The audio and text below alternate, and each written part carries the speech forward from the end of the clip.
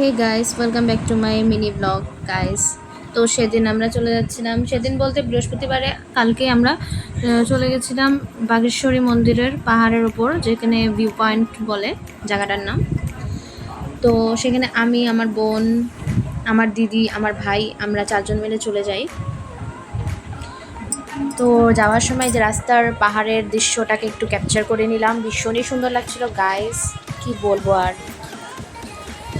তো এই তো আমরা যাচ্ছি পাহাড়ের দিকে। এই তো দেখতে দেখতে পাহাড়ের উপরে উঠছি আমরা। ওঠার সময় যা কষ্ট হয়েছিল গাইস, কি বলবো আর, বলার মতো না।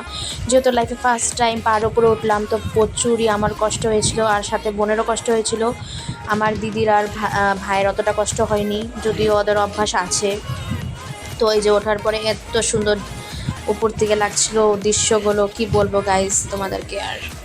মানে পুরো বঙ্গাইগাঁওটাকে দেখা যাচ্ছিল, ভিউটা খুব সুন্দর ছিল, অনেক ভালো লাগছিল। আর যাওয়ার পর শরীরটাও প্রচুর খারাপ লাগছিল, তবুও আমি কিছু কিছু ভিডিও ক্যাপচার করে নিয়েছি। আর এই যে দেখো, আমি আমার দিদি একটু ঢং করছি একটু ভিডিওতে, একটু ক্লিপ তুলে নিলাম, তো সেগুলো অ্যাড করে দিয়েছি। আর এই তো তারপরে আবার একটু দৃশ্য তোমাদেরকে দেখালাম। দেখো খুব সুন্দর লাগছে দেখতে। এখানে আবার আমি আমাকেও তুলে নিলাম, দেখতে পাচ্ছ তোমরা আমাকে। তো আমার মানে অনেক কষ্ট হচ্ছিলো, তবুও আমি এত হাসি খুশি ছিলাম। তারপরে দেখো আস্তে আস্তে বেলাটা ডুবে যাচ্ছিল, তো তবুও অনেকটাই ভালো লাগছিল, মানে খুব সুন্দর দৃশ্যটা লাগছিল দেখতে দেখতে। তো দেখো প্রায় অন্ধকার হয়ে আসছে, তো আমরা একটু পরে নেমে যাবো এখান থেকে, তোমরা দেখতে থাকো। তো দেখো আমরা নামার পথে এটা, তো সামনেই দেখলাম একটা মায়ের মন্দির।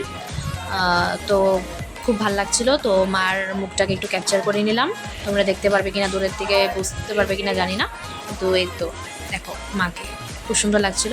তো এই যে আমরা এখন নেমে যাবো পাহাড় উপর থেকে। আর পাহাড় উপর থেকে নামার সময় তো মনে হচ্ছিলো আমাদেরকে ধাক্কে ধাক্কে নামাচ্ছে, অতটা কষ্ট হয়নি। তো ওঠার সময় প্রচুর কষ্ট হয়েছে গাইস। তো এই ভিডিওটা এই অবধি। তো টাটা গাইস, ভালো লাগলে লাইক কমেন্ট শেয়ার।